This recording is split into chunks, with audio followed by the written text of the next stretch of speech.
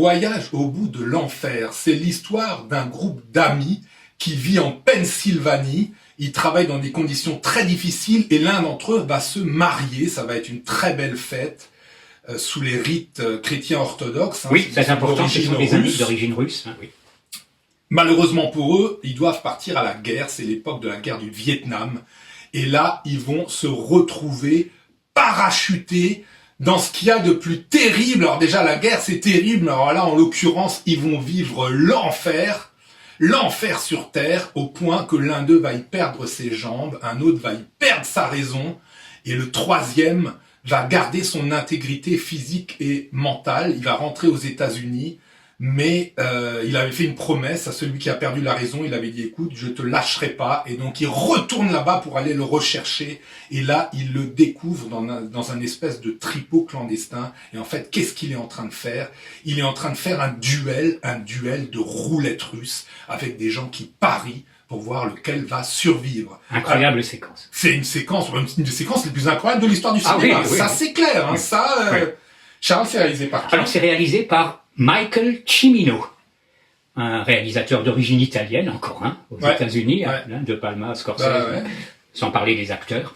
Michael Cimino qui doit beaucoup à Clint Eastwood. Figure-toi que Cimino, avant de réaliser, écrivait des scénarios, et notamment celui de Magnum Force. Magnum Force, c'est la deuxième aventure de l'inspecteur Harry. Et Eastwood a été frappé par la qualité, l'intelligence du scénario, et a accepté de financer, ou de cofinancer, et de jouer dans le premier film réalisé par Cimino, Le Canardeur. Alors le titre français n'est pas très bon, on a l'impression d'un film boum boum boum d'action. C'est évidemment un film d'action, Le Braqueur de banque, mais à réflexion. On est déjà dans le supérieur. C'est très très bien fait, avec de l'ironie également, très bien joué. Clint Eastwood, Jeff Bridges, George Kennedy. Le film marchera bien aux États-Unis et Cimino réalisera donc ensuite ce qui reste son chef-d'œuvre, The Deer Hunter, qu'on a traduit, alors Le Chasseur de cerfs, qu'on a traduit par Voyage au bout de l'enfer. Le titre français est bon, on verra pourquoi Le Chasseur de cerfs par la suite. Il continuera avec un autre très grand film, un peu moins connu, quoique, L'année du dragon, avec Mickey Rourke, qui se passe à Chinatown, et qui est une plongée dans cet univers très réaliste, très intéressant. Ça dure 3 heures, on s'ennuie pas. Hein. D'ailleurs, Voyage au bout de l'enfer dure aussi 3 heures. Donc très fort. Par la suite, il tournera avec Christophe Lambert dans Le Sicilien, un film de mafia italienne, l'histoire de Salvatore Giuliano, qui a déjà été traité. On a été un peu sévère avec le film. C'est pas un chef-d'œuvre, mais il y a quand même des moments intéressants de réflexion. La Maison des otages, Desperate Hours, qui est un remake d'un film de William Wyler avec Humphrey Bogart. Donc c'est un remake qui se regarde. Hein, c'est une famille qui est prise en otage par Mickey Rourke. Ça, c'est pas mauvais. Hein. Et puis un monument. Alors un monument au niveau financier, un monument au niveau durée, un monument au niveau acteur.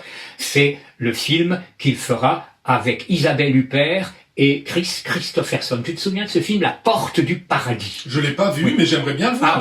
J'ai beaucoup entendu parler. Alors, plus de 4 heures dans la version intégrale. Malheureusement, est-ce que on trouve la version intégrale? Il me semble que quoique ça peut se trouver, oui, ça peut se trouver. Alors c'est une réflexion qui évidemment les Américains ont détesté, puisque ça porte un regard qui n'est pas celui qu'on porte normalement, un peu comme Eastwood avait été détesté avec Honky Tonk Man, qui est l'envers du héros américain. Ce sera son dernier grand film. Il tournera encore un peu après, puis nous quittera un peu dans une certaine indifférence. Évidemment, Voyage au bout de l'enfer reste son chef-d'œuvre, en même temps qu'un chef-d'œuvre du cinéma. Ah oui, là on est dans vraiment un chef-d'œuvre, pour plein de raisons. La première raison, c'est de la distribution, Charles, parce que la distribution... Alors la distribution, elle est extraordinaire. Robert De Niro, pour moi peut-être l'un de ses plus grands rôles, je ne vais pas dire son plus grand rôle, parce qu'il y en a plusieurs, mais vraiment, il est remarquable là. Il y a Georges Dzunza, ça vous dit rien, mais c'est un acteur de taille qui a d'ailleurs fait la guerre en Afghanistan au cinéma dans La Bête de guerre, film très intéressant, peut-être à voir actuellement. C'était l'époque avec les Russes. Hein. Il est dans Basic Instinct, c'est le collègue de Michael Douglas dans Basic Instinct. Il y a John Cazale, John Savage et Christopher Walken. La roulette russe, c'est lui. Niveau femme, pour moi peut-être la plus grande actrice vivante, Meryl Streep, d'accord? Ah oui, oui, oui. Actrice extraordinaire qui peut tout faire. Elle peut jouer, elle peut tout jouer. Elle peut nous tirer les larmes, elle peut nous énerver, elle peut tout faire. Kramer contre Kramer, sur la route de Madison, le diable s'habille en Prada. Bon, j'arrête là, hein, une filmo absolument incroyable. Elle a joué Margaret Thatcher, tout ce qu'on veut. Elle est extraordinaire. Donc, une distribution 20 sur 20. Ah oui, oui, oui. En plus, là, Meryl Streep, elle est dans peut-être son premier rôle, il me semble. C'est son premier grand rôle. Son premier Je crois grand qu'en même rôle. temps, elle avait tourné pour la télé une série qui avait assez marqué Holocauste.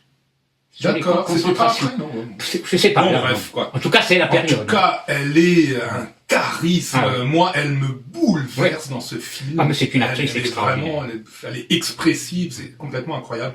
Et tu l'as dit, Charles, hein, distribution. Et ils sont très bien dirigés aussi. Très, très bon, bien ce sont des acteurs dirigés. de qualité, la question n'est pas là, mais ils sont très bien dirigés. Moi, je mets une nuance sur la musique. La musique, oui. C'est un compositeur que vous ne connaissez sans doute pas, Stanley Myers, qui a débuté sa carrière dans les années 70 en Angleterre en tournant, en composant les musiques pour Stephen Frears. Des films comme My Beautiful Laundry, Prick Up Your Ears, avec comme collaborateur un certain Hans Zimmer, qui à l'époque était pas connu encore. Il n'est pas le grand compositeur qu'il est, et qui continue à être. Hein. Dune, c'est lui. Là, le dernier Dune, c'est lui. Le prochain James Bond, c'est lui. Ouais. Pas mal. Oui. Ouais. Et donc Myers, là, a fait quelques films en Angleterre et quelques films aux États-Unis. Peut-être sa meilleure partition, La Nuit du lendemain, un film un peu oublié aujourd'hui, avec Marlon Brando, un film de gangster assez original. Alors là, la musique, parce qu'il y a aussi des chansons. Oui, il n'y a pas que la composition originale. Il y a des chants religieux, orthodoxes. Voilà. Bon. Mais la musique, si tu veux, il y a le thème qu'on a appelé cavatina est assez connu.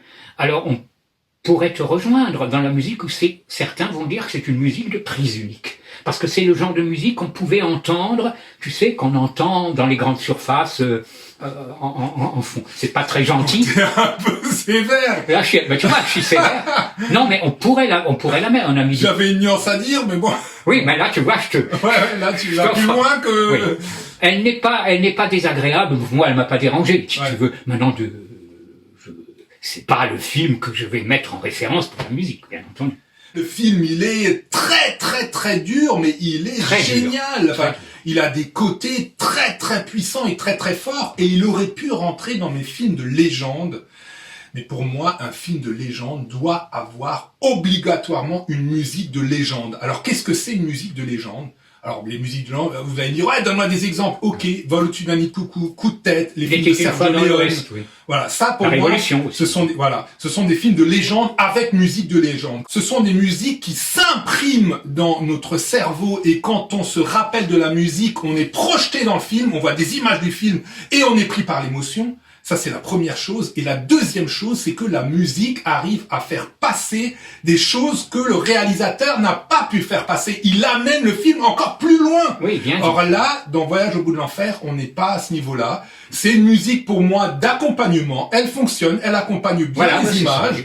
Ok, mais pour un film comme ça, il fallait une musique comme ça. Il fallait une musique à un moment. Ou alors pas de musique, sauf les chansons et les chants religieux. Si, Charles, si, quand on est dans le cinéma, quand on est avec des acteurs pareils, quand on est avec des scènes d'une force pareille, il faut nous mettre une musique qui soit à la hauteur. Il faut nous mettre une musique dans ce tripot avec les roulettes russes. Il faut nous mettre une musique dans ces liaisons ambiguës avec De Niro et Meryl Streep. Il y a une musique.